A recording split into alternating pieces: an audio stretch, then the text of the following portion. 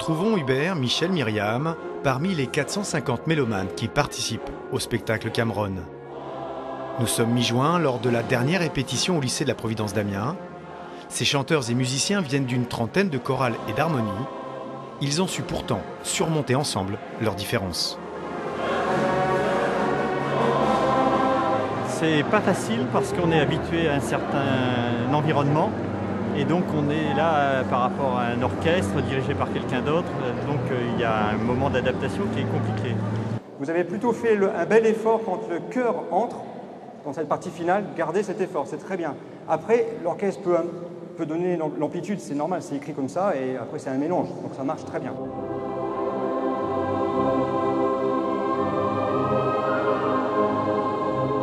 Certains de ces chanteurs sont d'anciens grands professionnels venus donner un coup de main. Jean-Philippe Courtis a chanté sous la direction des plus grands chefs d'orchestre du monde et son avis est sans appel. On l'a vu au début, c'était très hésitant, on se demandait même si ça allait pouvoir aboutir. Et puis on s'aperçoit que 2 mois après, c'est magique, c'est magnifique. Il y a de l'enthousiasme, il y a une beauté musicale, une beauté vocale. Et puis avec l'orchestre, forcément, tout est transcendé et c'est merveilleux, quoi.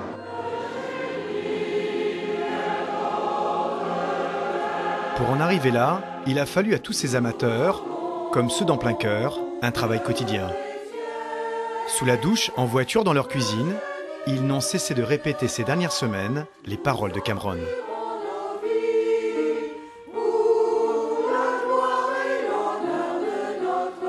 Voilà, ça c'est beaucoup mieux. Attention à la gloire.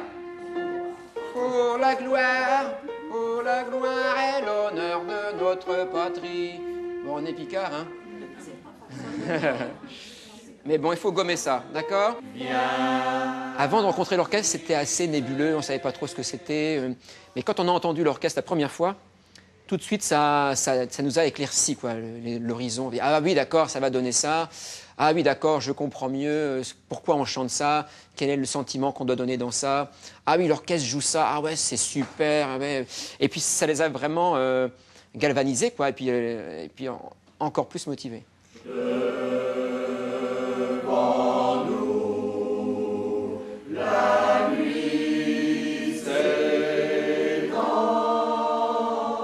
Je ne pensais pas que ça serait aussi difficile, mais je me dis que si David nous a entraînés là-dedans, c'est qu'il nous pense capable de le faire, mais ça demande beaucoup d'efforts, beaucoup de travail.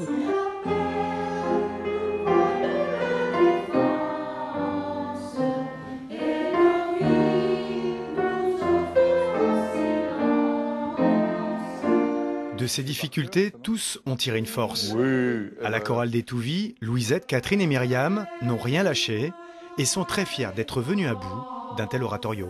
On fait des choses là, avec ce spectacle, qu'on n'avait pas abordé avant ou peu. Et là, je pense qu'on pourra continuer dans cette voie-là.